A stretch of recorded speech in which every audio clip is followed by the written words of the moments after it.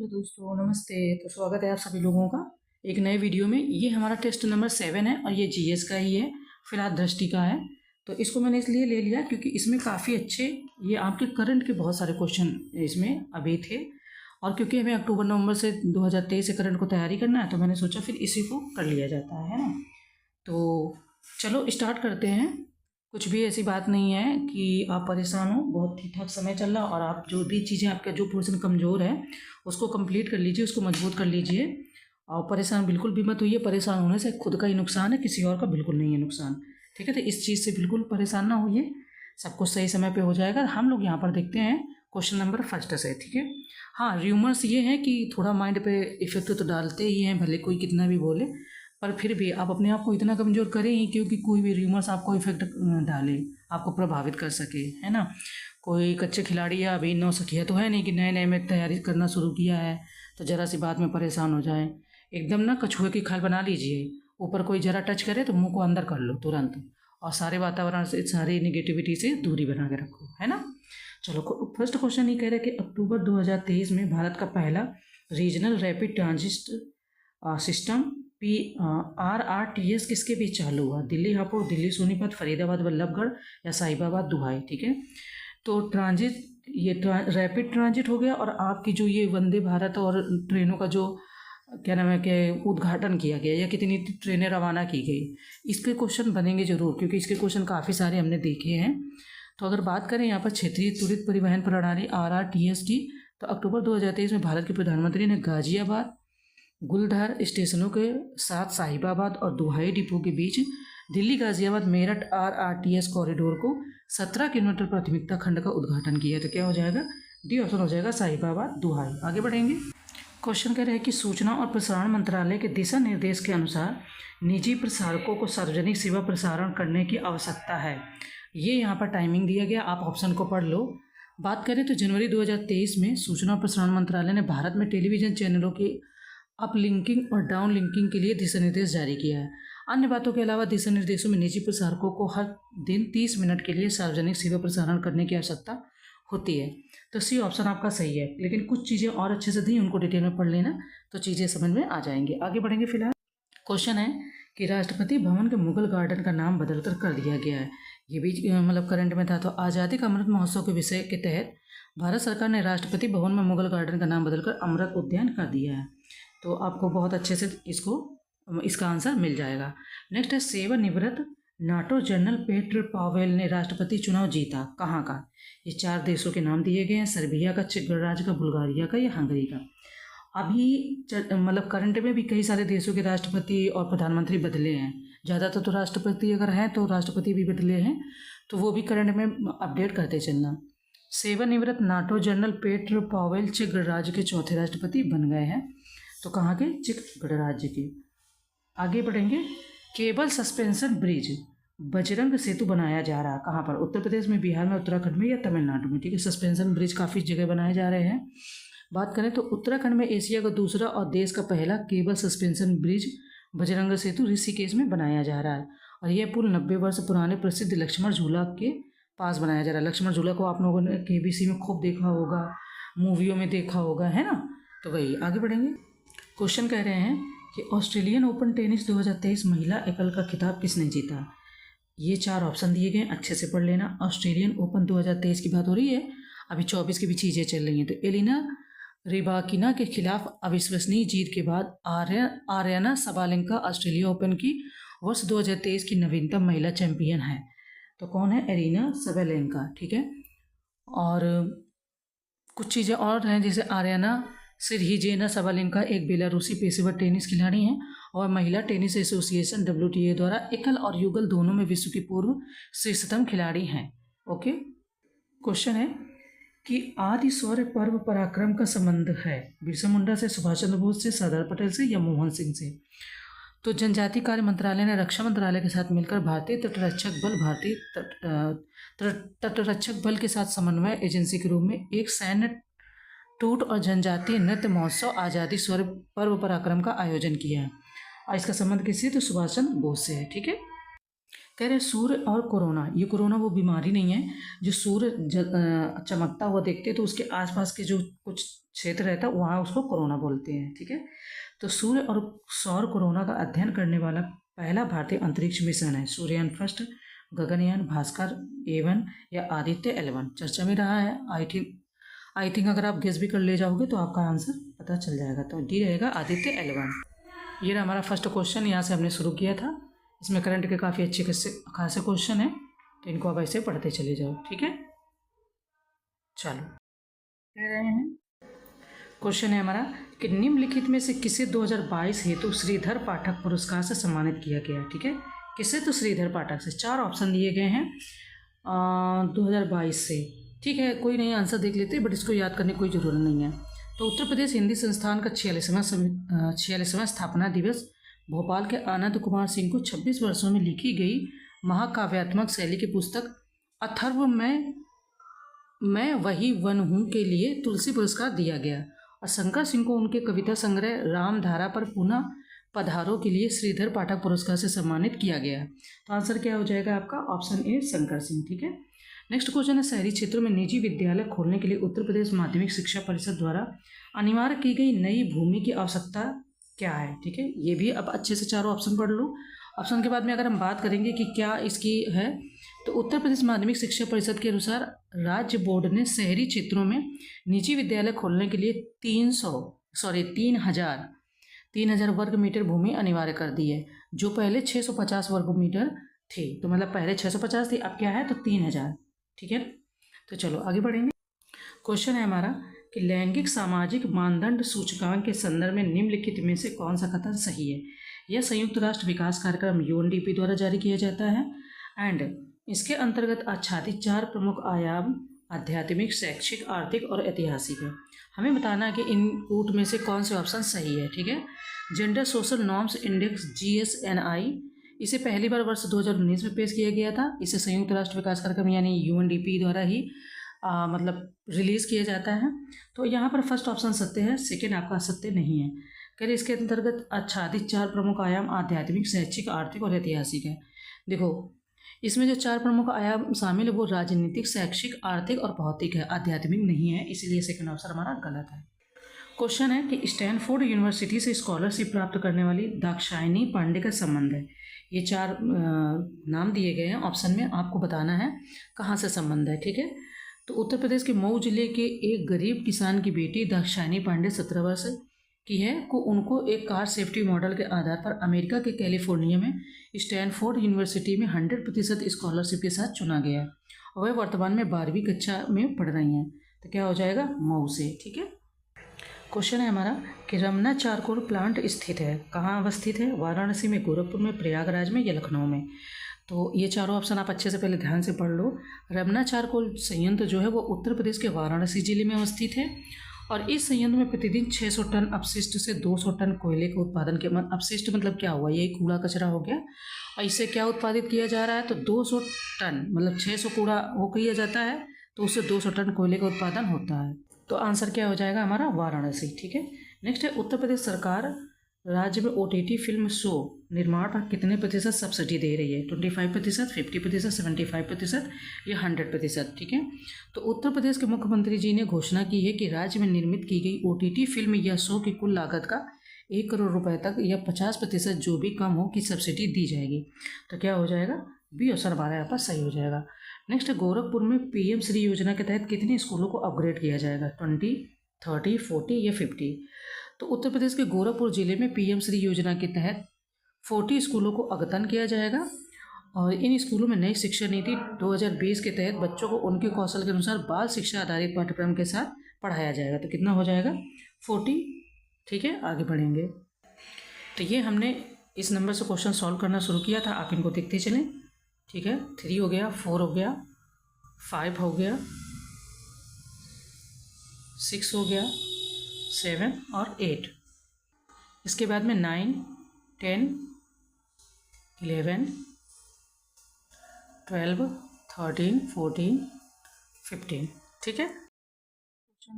कि सतलुज जल विद्युत निगम लिमिटेड SJVN घाटमपुर में कितनी क्षमता का सौर ऊर्जा संयंत्र स्थापित करेगा। ठीक है, 400 मेगावाट, 500 मेगावाट, 600 मेगावाट या 700 मेगावाट, 4 ऑप्शन दिए गए हैं, आप उनको अच्छे से पढ़ लो। हम यहाँ पर बात कर रहे हैं किसकी, सतलुज जल विद्युत निगम लिमिटेड की। ओके, तो देखो केंद्र सरकार की नवरत्न कंपनी, यानी कि ये नवरत्न कंपनी भी है, ये बात भी आपको ध्यान रखना है। सतलुज जल विद्युत वितरण निगम लिमिटेड कंपनी उत्तर प्रदेश के कानपुर में 3500 करोड़ रुपए की लागत से सौर ऊर्जा संयंत्र स्थापित करने के लिए उत्तर प्रदेश राज्य औद्योगिक विकास प्राधिकरण के साथ एक समझौता ज्ञापन पर हस्ताक्षर करने जा रहे, मतलब हस्ताक्षर किया है। तो कितने कह रहे हैं, तो एंड कम 3500 करोड़। ठीक है, 3500 करोड़ पे कंपनी ने संयंत्र स्थापित करने के लिए प्राधिकरण से घाटमपुर या उसके आसपास करीब 300 एकड़ भूमि की उपलब्धता की मांग की है। कंपनी इस भूमि पर करीब 700 मेगावाट क्षमता का सौर संयंत्र स्थापित करेगी। मतलब उसका डिटेल में खर्चा काफ़ी सारा इन्वेस्ट करेगी, लेकिन उससे कितनी ऊर्जा क्षमता है या कितना उत्पादित करेगी वो चीज़ें दी है। तो कितने यहाँ पर पूछा है कि सौर ऊर्जा संयंत्र स्थापित करेगा कितने मेगावाट का, तो वो हो जाएगा आपका 700 मेगावाट का। श्रेयस हरीश, जिनकी हाल ही में मृत्यु हो गई थी, थे बाइक रेसर, बॉक्सर, क्रिकेट खिलाड़ी या युवा वैज्ञानिक। ऐसा पूछते रहते हैं ना, तो जिनकी मृत्यु हो जाती है उनका कुछ ना कुछ योगदान रहता है हमारे समाज में, तो उसके लिए पूछते हैं। तो प्रधानमंत्री नरेंद्र मोदी ने लखनऊ में Uttar Pradesh global investor summit 2023 के दौरान सबसे कम उम्र के बाइक रेसर श्रेयस हरीश को सम्मानित किया है। और हाल ही में चेन्नई के मद्रास इंटरनेशनल सर्किट में MRF MMSC FMCI Indian national motor cycling racing championship के दौरान एक घातक दुर्घटना के बाद इनकी मृत्यु हो गई थी। मतलब ये अभी यंग थे, एक तरीके से कह सकते हैं कि बहुत ही दुखद वो हुआ उनके साथ में, तो इनकी मृत्यु हो गई, इन्हें ही सम्मानित किया गया। तो ये कौन थे, बाइक रेसर थे। मुझे लगा कि काफ़ी एजड रहे होंगे उस तरीके से, सॉरी, पर कोई नहीं। अब ये दुर्घटना है, किसी के साथ किसी भी एज में हो जाती है, भगवान ना करे किसी के साथ ऐसा हो। आगे बढ़ेंगे। क्वेश्चन है हमारा नेक्स्ट 18 नंबर कि किस शहर ने यूपी ग्लोबल इन्वेस्टर्स समिट 2023 की मेज़बानी की। तो सी ऑप्शन आपका सही है, बाकी आगे बढ़ेंगे, अभी हाल फिलहाल का नहीं है। उत्तर प्रदेश सरकार और टाटा टेक्नोलॉजी लिमिटेड ने किस क्षेत्र के लिए एक समझौते पर हस्ताक्षर किए। 4 ऑप्शन है, यानी स्वास्थ्य भागीदारी, किसने तो उत्तर प्रदेश सरकार और टाटा टेक्नोलॉजी। देखो टाटा के बहुत सारे काम चल रहे हैं अपने भारत के अंदर, इवन बाहर भी चल रहे हैं, बहुत सारा काम चल रहे हैं। तो वही पूछ रहे हैं, राज्य की ITI संस्थानों का उन्नयन, कृषि, ई-मार्केटिंग या प्रौद्योगिकी नवाचार। ठीक है, तो इनमें से कौन सा ऑप्शन आपका सही। उत्तर प्रदेश सरकार और टाटा टेक्नोलॉजी ने उद्योग 4.0 की आवश्यकताओं के अनुसार 150 राज्य संचालित औद्योगिक प्रशिक्षण संस्थानों यानी ITI को अद्यतन करने के लिए, तो आंसर हमारा क्या हो जाएगा यहाँ पर, राज्य की ITI संस्थाओं का उन्नयन। ठीक है, आगे बढ़ेंगे। फिलहाल नेक्स्ट क्वेश्चन है कि निम्नलिखित में से किसे भारत का नया औषधि महानियंत्रक नियुक्त किया गया है। ठीक है, 4 ऑप्शन दिए गए हैं, हमें बताना है। तो उत्तर प्रदेश के बलिया जिले के डॉक्टर राजीव सिंह रघुवंशी को देश का नया औषधि महानियंत्रक यानी ड्रग कंट्रोलर जनरल नियुक्त किया गया है। ठीक है, तो क्या हो जाएगा आपका option A doctor Rajiv Singh Raghuvanshi. Okay, next है कि महाराष्ट्र के निम्नलिखित में से किस शहर का नाम बदलकर छत्रपति संभाजी नगर कर दिया गया है। औरंगाबाद, उस्मानाबाद, अहमदनगर या मालेगांव। ठीक है, 4 ऑप्शन दिए गए हैं। हाल ही में महाराष्ट्र सरकार ने औरंगाबाद का नाम बदलकर छत्रपति संभाजी नगर और उस्मानाबाद का नाम बदलकर धाराशिव करने का निर्णय लिया है। तो क्या हो जाएगा, फिलहाल यहाँ पर क्या है, औरंगाबाद। आगे बढ़ेंगे। देखो खेलों के क्वेश्चन को खूब अच्छे से तैयार कर लेना, ये काफ़ी इंपॉर्टेंट है। ICC महिला T20 विश्व कप 2023 किस देश ने जीता। ठीक है, ICC T20 विश्व कप 2023 का है, 24 का भी अभी आपने देखा है। तो अगर बात करें तो ऑस्ट्रेलिया ने 6ठी बार ICC महिला T20 विश्व कप 2023 जीता। फाइनल मैच में ऑस्ट्रेलिया ने केप टाउन के न्यूलैंड्स क्रिकेट ग्राउंड में दक्षिण अफ्रीका को 19 रनों से हरा दिया था। तो क्या हो जाएगा, ऑस्ट्रेलिया ने जीता। फरवरी 2023 में किस राज्य ने पर्यटन में महिलाओं को सशक्त बनाने के लिए संयुक्त राष्ट्र महिला के साथ एक समझौते पर हस्ताक्षर किए है। फरवरी का देख लेते हैं, बट ये इतना आपका इंपॉर्टेंट नहीं है। तो क्या हो जाएगा, केरल। आगे बढ़ेंगे। हम लोगों ने 16 नंबर से क्वेश्चन सॉल्व किए। 16 नंबर देख लो, 17, 18, 19, 20, 21, 22 और 23। आगे बढ़ेंगे। फिलहाल क्वेश्चन है कि हाल ही में मोरक्कन टिड्डी का प्रकोप देखा गया। मोरक्को में, स्पेन में, अल्जीरिया में, अफगानिस्तान में। ठीक है, तो जो ये मुरक्कन टिड्डी हैं, हालिया समय में अफगानिस्तान के गेहूं उत्पादक क्षेत्रों में मुरक्कन टिड्डियों के प्रकोप की खबरें देखी गई। आपने एक बार देखा था कि राजस्थान के बाड़मेर, श्रीगंगानगर क्षेत्र में भी ये ऐसे टिड्डियाँ आ जाती थी। तो ये कभी कभी चीज़ें चर्चा में रहती है। तो कहाँ देखा गया? अफगानिस्तान में। और क्या है? तो गेहूँ उत्पादक क्षेत्र में। कह रहे हैं हाल ही में चर्चा में रहा मालचा महल किसके द्वारा बनाया गया था? इंपॉर्टेंट बहुत है मालचा महल। अब 4 ऑप्शन दिए गए हैं आपके, ये ज़्यादातर सब इधर ही के दिए गए, फिरोज शाह तुगलक, अलाउद्दीन खिलजी, बलबन या इब्राहिम लोदी। ठीक है, लोधी वंश हो गया, तुगलक हो गया और मुगल वंश हो गया। तो ये सब बारे में दिया गया है। 4 ऑप्शन है। मालचा महल आपका है कहाँ? तो फिरोज शाह तुगलक ने 14वीं शताब्दी में इसका निर्माण करवाया था और बाद में यह अवध के नवाब के वंशजों के निवास स्थान के रूप में प्रयुक्त किया जाने लगा। अवध की बेगम विलायत महल के नाम पर इसे विलायत महल के नाम से जाना जाने लगा, जिनका दावा था कि वह अवध के शाही परिवार के सदस्य थी। सरकार ने वर्ष 1985 में उन्हें यह महल दिया था। तो क्या हो जाएगा? इसे किसने बनवाया था? फिरोज शाह तुगलक ने। ये अवध क्षेत्र मतलब ये उत्तर प्रदेश में है। दूसरी बात मैंने क्यों बता दिया? क्योंकि सरकार ने इसे वर्ष 1985 में उन्हें यह दे दिया था, तो इसलिए मैंने थोड़ा डिटेल में चीज़ें बता दी। आगे बढ़ेंगे। क्वेश्चन है, वाशिंगटन घोषणा के संदर्भ में निम्नलिखित कथनों पर विचार कीजिए। वाशिंगटन घोषणा पर दक्षिण कोरिया और संयुक्त राज्य अमेरिका द्वारा वर्ष 2023 में हस्ताक्षर किए गए थे। यह उत्तर कोरिया द्वारा ठोस ईंधन अंतर महाद्वीपीय प्रक्षेपित प्रक्षेपास्त्र ICBM के सफल प्रक्षेपण से प्रेरित था। ठीक है, हमें बताना है कि कितने ऑप्शन इसमें सत्य हैं। ठीक है, 26 नंबर है, तो इसमें दोनों ही ऑप्शन सत्य है, यानी फर्स्ट और सेकंड दोनों। क्वेश्चन है कि निम्नलिखित में से कौन विश्व बैंक का अध्यक्ष है? Jim Yong Kim, David Malpass, Ajay Banga या रॉबर्ट जोएलिक? आपने करंट में पढ़ा ही होगा।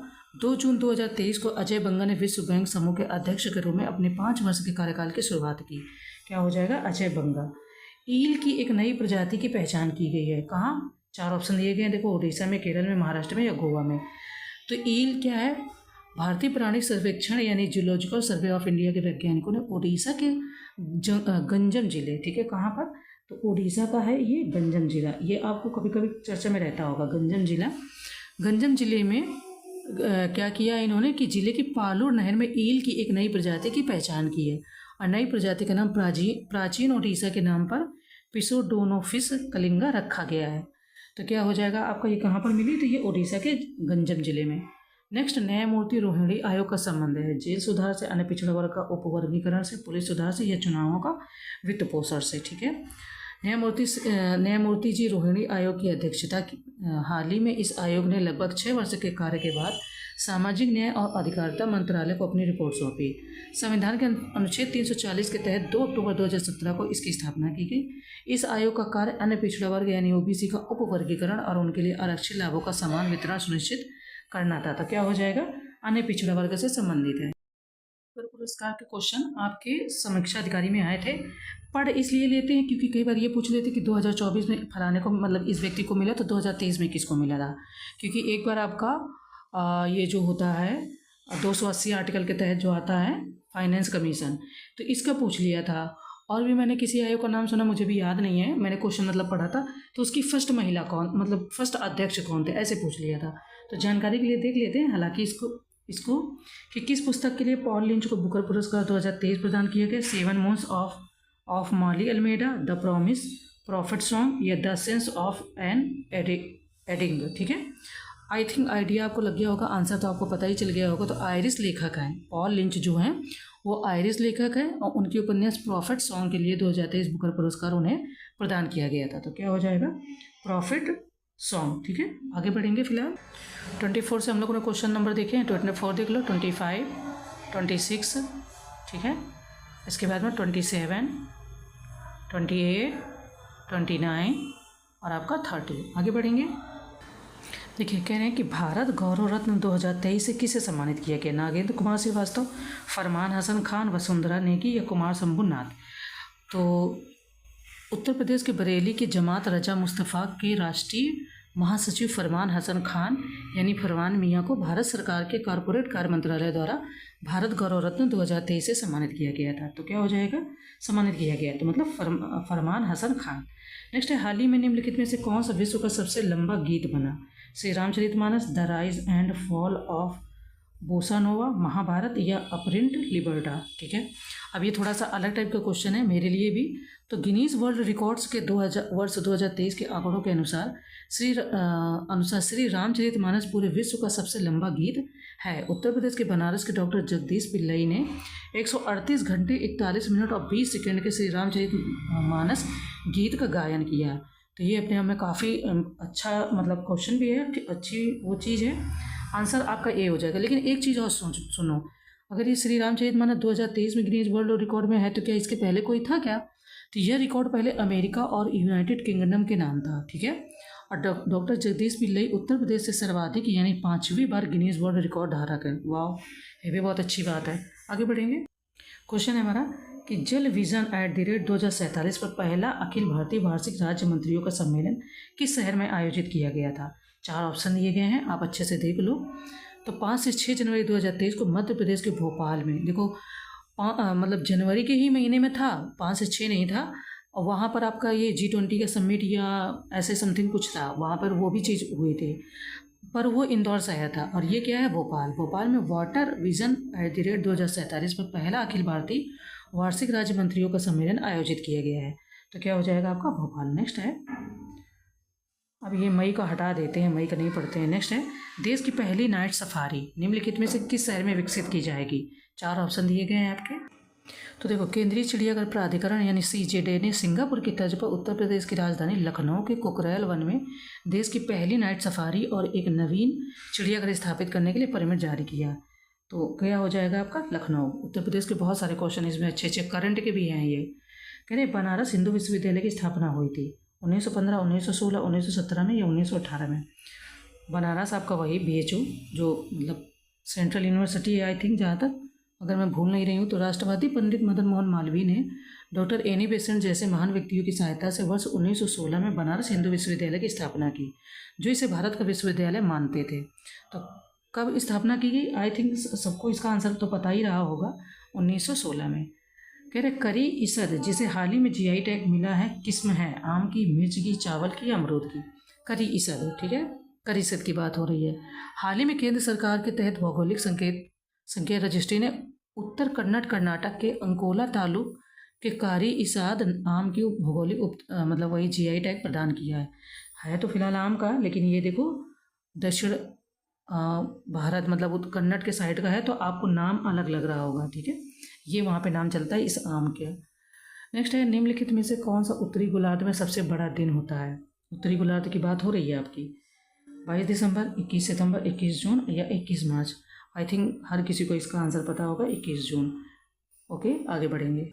31 नंबर से क्वेश्चन हमने देखे हैं, 31 से देख लो आप। 31, 32, 33, 34, 35, 36, 37 और 38। आगे बढ़ेंगे। नेक्स्ट है, वर्ष 2023 का राष्ट्रीय फ्लोरेंस नाइटिंगेल पुरस्कार निम्नलिखित में से किसे प्रदान किया गया? तेजवत सुशीला, पोरेड्डी विजयलक्ष्मी, गणपति शांति या गायत्री कुमारी?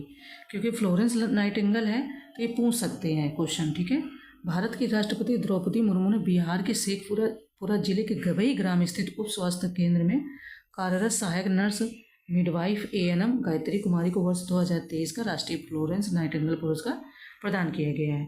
तो कौन हो जाएगा? गायत्री कुमारी। बेकी नदी किसकी सहायक नदी है? गंगा, यमुना, ब्रह्मपुत्र या कृष्णा? अगर आपने नाम सुना होगा तो भूटान से निकलने वाली बेकी नदी, जिसे कुरिसु नदी के नाम से भी जाना जाता है, ब्रह्मपुत्र नदी के दाहिने किनारे की सहायक नदियों में से एक है। तो ये किसकी हो जाएगी? ब्रह्मपुत्र की। ठीक है, ब्रह्मपुत्र की और भी नदियाँ हैं आपकी, उनको भी जैसे धनसरी, सुबनसरी है ना, लोहित, रंजीत, तो इनको भी पढ़ लेना। नेक्स्ट है, फिलहाल चक्रवात बिपरजॉय का नाम किसके द्वारा दिया गया था? बहुत सिंपल है क्वेश्चन आपका। तो इसको जो नाम दिया था वो बांग्लादेश ने दिया था। कलसा बंडूरी परियोजना के संदर्भ में निम्नलिखित कथनों पर विचार कीजिए। ठीक है, यह कर्नाटक सरकार द्वारा शुरू किया गया है। कलसा और बंडूरी महादाई नदी की सहायक नदियाँ हैं। हमें बताना है इसमें से सही उत्तर। ठीक है, कौन सा सही उत्तर है? कलसा बंडूरी परियोजना जो है यह कर्नाटक सरकार की परियोजना है, जिसका उद्देश्य 3 जिलों बेलगावी, धारवाड़ तथा गडग में पेयजल आपूर्ति में सुधार करना है। तो कथन फर्स्ट तो सत्य है और कथन सेकेंड भी हमारा यहाँ पर सत्य है। ठीक है, क्वेश्चन है कि बहुराष्ट्रीय संयुक्त अभ्यास एक्स खान क्वेस्ट 2023 आयोजित किया गया मंगोलिया में, फिलीपींस में, रूस में या भारत में? ये मतलब कि जो अभ्यास है संयुक्त है, बहु है, ये बहुत इंपॉर्टेंट रहते हैं, तो इनको जरूर पढ़ना। 20 से अधिक देशों के सैन्य दलों और पर्यवेक्षकों की भागीदारी वाली बहुराष्ट्रीय शांति स्थापना संयुक्त अभ्यास एक्सखान क्वेस्ट 2023 का मंगोलिया में आयोजन किया गया। कहाँ पर? मंगोलिया में। नेक्स्ट, हाल ही में चर्चा में रहा कैनरी द्वीप स्थित है अटलांटिक महासागर, हिंद प्रशांत या आर्कटिक महासागर। ठीक है, तो स्पेन का कैनरी द्वीप अटलांटिक महासागर में द्वीप समूह से मिलकर बना है। हाल ही में स्पेन के कैनरी द्वीप की ओर जा रही एक छोटी नाव के डूबने से 30 से अधिक प्रवासियों की मौत हो गई। तो मतलब कितना ही बुरा हो गया। तो ये कहाँ पर स्थित है? तो ये अटलांटिक महासागर में स्थित है। आगे बढ़ेंगे।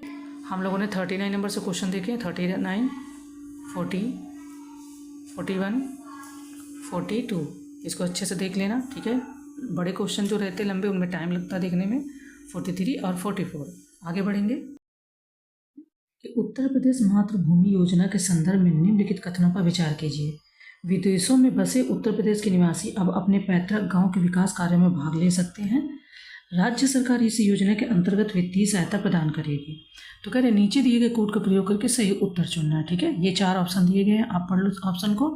हम बात कर रहे हैं उत्तर प्रदेश के विषय में। तो उत्तर प्रदेश मातृभूमि योजना के तहत, ये मातृभूमि योजना है। ठीक है, उत्तर प्रदेश मातृभूमि योजना इसके तहत कह रहे हैं। ठीक है, इसके तहत विदेशों में बसे उत्तर प्रदेश के निवासी अब अपने पैतृक गांव में अपने रिश्तेदारों व पूर्वजों की स्मृति में सामुदायिक केंद्र, बारात घर और ऐसे अन्य निर्माण कार्यों में वित्तीय योगदान दे सकते हैं। कथन फर्स्ट सकते हैं। इस योजना के तहत यदि कोई व्यक्ति निजी संस्था किसी ग्राम पंचायत में विकास कार्य कराना चाहती है और कार्य की लागत का न्यूनतम 60% दान के रूप में वहन करती है, तो शेष 40% जो लागत का वहन होगा वो राज्य सरकार द्वारा किया। जैसे कोई चीज़ 100 रुपये की बन रही है। ठीक है, अब कोई व्यक्ति बाहर है, वो इसमें से 100 रुपये में 60 रुपये देना चाहता है और 40 रुपये नहीं है, तो 40 रुपये जो होंगे वो राज्य सरकार दे देगी। ठीक है, ये इनके कहने का मतलब है। तो क्या हो जाएगा ऑप्शन हमारा बी सही है, यानी कि फर्स्ट और सेकंड दोनों ही कथन सत्य हैं। ठीक है, क्वेश्चन है कि मिशन नंद बाबा का उद्देश्य है। ठीक है, ये भी बहुत इंपॉर्टेंट है। उत्तर प्रदेश में गन्ने का उत्पादन बढ़ाना, उत्तर प्रदेश में किसानों की आय दोगुनी करना, उत्तर प्रदेश में दुग्ध उत्पादक किसानों की आय बढ़ाना, या उत्तर प्रदेश में गेहूं का उत्पादन। ठीक है, नंद बाबा से थोड़ा आइडिया लग रहा होगा। तो इस मिशन के तहत उत्तर प्रदेश में दुग्ध उत्पादक जो किसान हैं उनकी आय में वृद्धि करने का प्रयास किया जाएगा। इसके लिए राज्य सरकार नंद बाबा दुग्ध योजना पर आगामी 5 वर्षों में कितने? तो 1000, ठीक है, 1000 करोड़ रुपए खर्च करेगी। ये उसका मतलब कि बजट है। तो क्या हो जाएगा? उत्तर प्रदेश में दुग्ध उत्पादक किसानों की आय बढ़ाना। ओके, समझ में आ गया। आगे बढ़ेंगे। शक्ति दीदी अभियान किसके लिए शुरू किए गए? महिलाओं को सॉफ्टवेयर कौशल प्रदान करना, महिलाओं को शिक्षा प्रदान करना, महिलाओं को कढ़ाई कौशल प्रदान करना है, महिलाओं के खिलाफ अपराध में कमी करना। तो जैसे किसानों की आय बढ़ाना है और भी चीज़ें करना, तो महिलाओं के विषय में भी तो करना होगा कुछ ना कुछ। और भाई तुम जो ये महिलाओं की कैटेगरी में आने वाली हो, अगर तुम 16 की हो, 20 की हो, 22 की हो, बाद में तुम 35 में महिलाओं की कैटेगरी में आ जाओगी, तो पहले ही 16, 17 से 22 से अच्छी चीज़ें पढ़ो, अच्छी किताबें पढ़ो, अच्छे इन्वायरमेंट में रहो। ये ऊट पटांग के जो शॉर्ट वीडियो चलते हैं इनको मत देखो। अपने देह को as a liability as a asset मत समझो। ये देह है, कभी भी ख़राब हो जाती है। आप अपने ज्ञान और कौशल को अपना एसेट समझो। आप अपनी योग्यता बढ़ाओ। योग्यता का मतलब अब आप ये सोचो कि मैं कह रही हूँ कि नहीं बहुत बड़ी प्रोफेसर नहीं। अगर आप इंटर ग्रेजुएशन भी कर रही हैं, अच्छे नंबरों से करिए, अच्छे से ध्यान लगा के पढ़िए। एक ही चीज़ पे मत जूझिए कि नहीं माँ बाप शादी कर देंगे, कोई ना कोई कमाने वाला मिल जाएगा। बहुत चीज़ें बदल गई हैं, आप भी बदलिए, बिचारी मत बनी रहिए। कोई टच करता है तो मतलब नीचे सर करके चली जाने, किसी को बताएंगे तो लोग मेरे बारे में अरे उसका मुँह फाड़ डालिए, उसका सीना चीर दीजिए। कोई मेरे बारे में क्यों कुछ सोचेगा? और सोचने वाले बैठे तो उनको सोचने दीजिए ना। जिनके पास फ्री का टाइम है वो सोचने के लिए बैठे हैं, सोचने के लिए पैदा हुए हैं। जिन्हें 4 बातें बनानी है उनके पास इतना फ्री टाइम है कि उनको 4 बातें बनाने का ही टाइम है। आप पढ़िए, मजबूती के साथ पढ़िए। मैं किसी की ऐसी नहीं हूँ, ना ही किसी के विषय में प्रचार कर रही हूँ, लेकिन हाँ, मुझे जो आचार्य प्रशांत जी की बातें हैं वो बहुत अच्छी लगती हैं और बहुत सारी चीज़ें बहुत गहराई की बातें रहती हैं। हो सकता है कि 1-2 बातों से इत्तेफाक न रखता हो कोई, पर वो बहुत सारी महिलाओं के विषय में बहुत अच्छे काम कर रहे, बिना कोई फीस लिए, बिना कोई चार्ज लिए। तो मैं तो 1 पैसा भी नहीं कमा रही हूँ। जिस दिन मैं 100 रुपये भी कमाऊँगी तो मैं 10 रुपये ज़रूर कोशिश करूँगी। 100 का या तो 10 रुपये या तो 50 रुपये, मतलब एक नॉर्मल रेशियो लेके चल रही हूँ कि मैं उन्हें डोनेट करूँगी।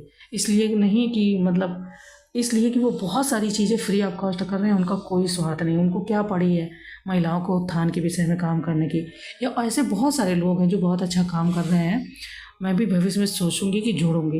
लेकिन मैं सिर्फ आप लोगों से कहना चाहती हूँ, लड़कों के साथ भी दिक्कतें होती हैं, लड़कों की भी प्रॉब्लम होती है। यहाँ पे जेंडर को लेके बायस मत होइए कि नहीं नहीं आप लड़कों के लिए ऐसा क्यों बोल रही हैं।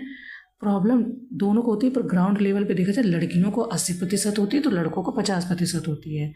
लड़के निकल के मजदूरी भी कर लेंगे यार, रात को बरसते पानी में भी ईंटा गारा कर लेंगे, लड़कियां नहीं कर पाएंगी। नहीं कर पाएंगी इसलिए नहीं कि वो कमज़ोर है, इसलिए कि इन्वायरमेंट नहीं है। जब अस्पतालों में भेड़िया खा जा रहे हैं लड़कियों को, हैं चलते रोड पे रेप हो जाता है, खाने को तैयार है, तो फिर सोचो कि ईंटा गारा करने में कितनी प्रॉब्लम होती है। तो अगर आपके माँ बाप पढ़ा रहे हैं तो फ़ोन के पीछे मत दौड़िए, पढ़ लीजिए। ये अभी बातें थोड़ी सी अजीब लगती हैं क्योंकि एज हमारी बहुत एनर्जेटिक होती है, 16-17 में हमारे पास इतनी एनर्जी होती है कि हमें लगता है कि अभी हम ही सारी दुनिया जीत लेंगे। पर जब आप 30-32 की हो जाएंगी और जिम्मेदारियां पड़ेंगी तब आपको लगेगा कि वो समय क्यों निकल गया। बहुत अच्छे काम चल रहे हैं, अच्छे काम भी चले बुरे, देखो पैरेलल चीज़ें चलती है, इंसान चलता तो परछाई उसकी चलती है। कभी वो सूरज सर के ऊपर होता तो परछाई कम दिखाई देती, कभी सूरज डूबने पर परछाई लंबी हो जाती है। तो मेरे कहने का सिर्फ एक ही औचित्य है, मजबूत बनिए, इंडिपेंडेंट बनिए। खूबसूरती को अपना औजार मत समझिए, खूबसूरती एक वक्त के बाद ढल जाती है और खूबसूरती से पूरी ज़िंदगी अच्छे से नहीं चलती है।